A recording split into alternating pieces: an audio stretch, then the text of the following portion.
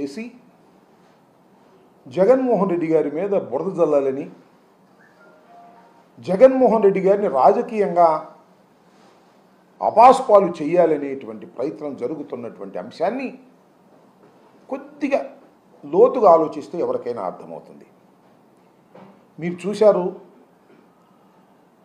చంద్రబాబు నాయుడు గారు అధికారంలోకి వచ్చిన తర్వాత ఏ విషయం జరిగినా దీనికి జగన్మోహన్ రెడ్డి గారే ప్రధానమైనటువంటి కారకుడు. జగన్మోహన్ రెడ్డి గారు 5 సంవత్సరాలు పరిపాలన చేసినటువంటి పరిపాలన కాలంలో జరిగిన తప్పుల వల్లనే ఇవన్నీ జరుగుతున్నాయి. బుడమేరుకు వరదొచ్చినా, ఏలేరుకు వరదొచ్చినా జగన్మోహన్ రెడ్డి గారి తప్పుల వల్లే జరిగాయి అనేటువంటి మాట. రెండో అంశం, చాలా చిత్రమైనటువంటి ఆరోపణ చేశారు. ఆరోపణ పరంపరలో ఇది ఒకటి.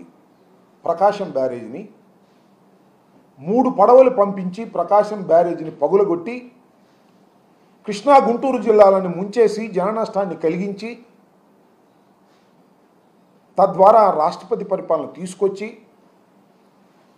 మళ్ళీ తిరిగి జగన్మోహన్ రెడ్డి గారు ముఖ్యమంత్రి కావడం కోసం పన్నిన కుట్ర అనేది ఒక ఆరోపణ చేశారు. దాని మీద విచారణ అన్నారు, దాని మీద కేసులు అన్నారు, ఇద్దరిని అరెస్ట్ చేశారు. సరే, అఫ్కోర్స్ వాళ్ళకి బెయిల్ వచ్చింది.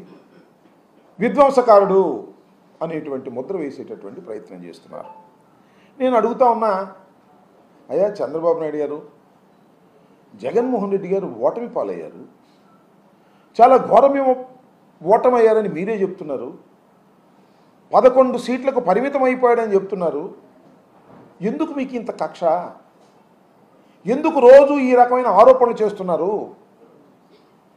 ఎందుకంత భయం మీకు అనే విషయాన్ని ఇక్కడ నేను ప్రస్తావించదలుచుకున్నా. ఈ ఆరోపణ